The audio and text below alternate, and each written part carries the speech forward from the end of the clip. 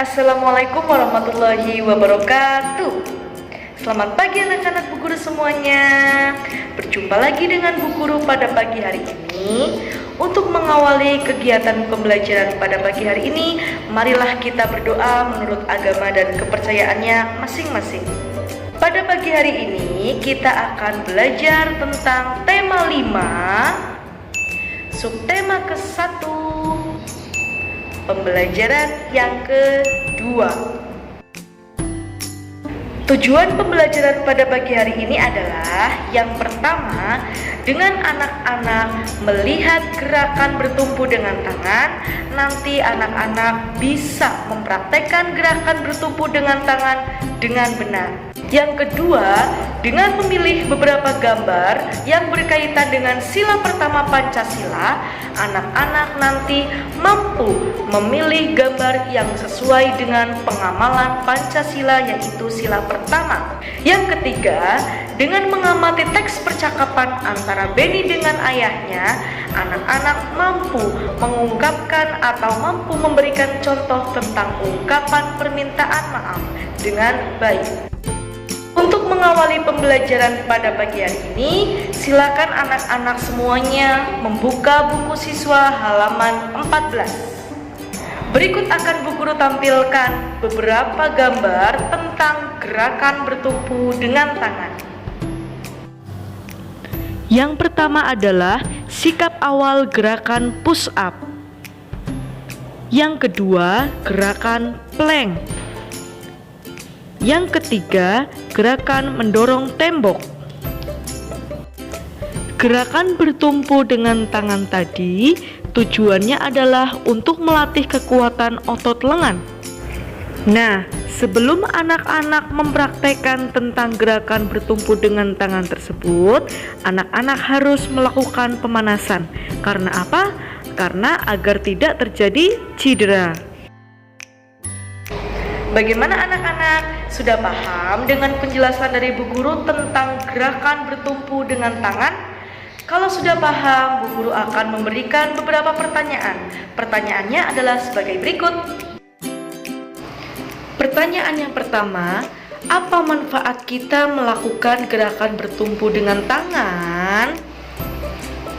Pertanyaan yang kedua, otot apa yang lebih banyak bekerja pada saat kita melakukan gerakan bertumpu dengan tangan?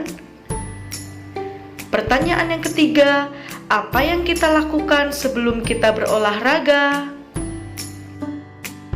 Bagaimana anak-anak? Sudah dikerjakan semua pertanyaan-pertanyaan dari Bu Guru? Kalau sudah, kita lanjutkan ya. Pada saat Beni sedang melakukan gerakan bertumpu dengan tangan, tiba-tiba kaki Beni itu menyentuh guci yang ada di dalam rumah Beni, dan guci tersebut hampir saja jatuh. Tetapi sebelum guci itu jatuh, ayahnya langsung menangkap guci tersebut. Dan akhirnya apa? Beni dan ayahnya bersyukur terhadap Tuhan Yang Maha Esa. Karena apa? Karena kaki Beni tidak jadi tertimpa oleh guci tersebut. Beni dan ayahnya sangat bersyukur karena rasa syukur itu merupakan contoh perilaku sila ke-1 Pancasila. Coba, siapa yang masih ingat bunyi Pancasila sila ke-1 atau sila pertama? Siapa yang masih ingat? Ya, betul. Sila pertama Pancasila bunyinya adalah ketuhanan yang Maha Esa. Tuh. Kemudian, siapa yang tahu contoh dari pengamalan Pancasila sila pertama? Contoh dari pengamalan Pancasila sila pertama yaitu yang pertama adalah mengaji, yang kedua sholat, yang ketiga berdoa, kemudian ada lagi beribadah ke masjid, beribadah ke gereja, beribadah ke vihara, kemudian ke kelenteng dan lain sebagainya. Sudah paham ya? Kalau sudah paham, Bu Guru akan menampilkan beberapa gambar. Nanti anak-anak menjawab mana saja gambar yang termasuk dari contoh pengamalan Pancasila, khususnya sila pertama. Berikut akan Bu Guru tampilkan gambarnya. Soalnya ditulis dulu ya. Gambar berikut ini yang termasuk perilaku Pancasila sila ke-1 adalah Nomor 1 ada anak sedang berdoa sebelum makan. Yang nomor 2 ada orang-orang sedang bekerja bakti di lingkungan. Yang ketiga, Siti bertemu dengan temannya, saling menyapa, berarti mereka hidup rukun. Yang keempat, Dayu dan keluarganya sedang beribadah di pura. Yang kelima, anak-anak sedang bermusyawarah. Dan yang keenam, Beni bersama keluarganya sedang berdoa untuk orang yang sudah meninggal. Nah, dari keenam gambar tersebut, nomor berapa sajakah yang termasuk perilaku Pancasila sila ke-1? Anak-anak langsung mengerjakan di buku tugas ya. Bagaimana anak-anak? Sudah dijawab ya pertanyaan dari Bu Guru tadi? Beni bersyukur karena guci tidak jadi pecah menimpa kaki Beni. Kemudian Beni meminta maaf kepada ayahnya karena Beni itu kurang hati-hati. Pernahkah anak-anak melakukan kesalahan? Coba, kesalahan apa yang pernah anak-anak lakukan? Kemudian setelah anak-anak melakukan kesalahan, anak-anak harus mengucapkan apa? Betul, ketika semua anak-anak itu sedang melakukan kesalahan, anak-anak harus meminta maaf. Apakah kamu pernah meminta maaf kepada temanmu, orang tuamu? Apakah kamu pernah melakukan kesalahan tersebut?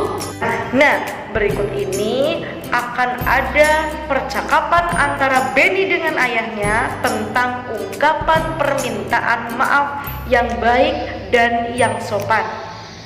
Ini dia percakapan antara Beni dengan ayahnya.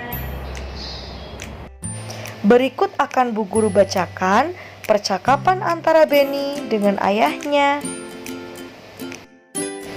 Beni berkata, "Ayah, Beni meminta maaf."